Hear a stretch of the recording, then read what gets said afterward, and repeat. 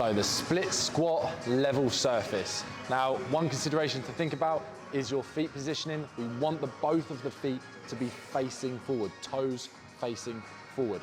Now, as Lee performs this exercise, you're thinking of slowly coming down, the knee getting close to that floor, not touching it. If he does, it doesn't matter too much, and then driving hard through the heel of his front foot.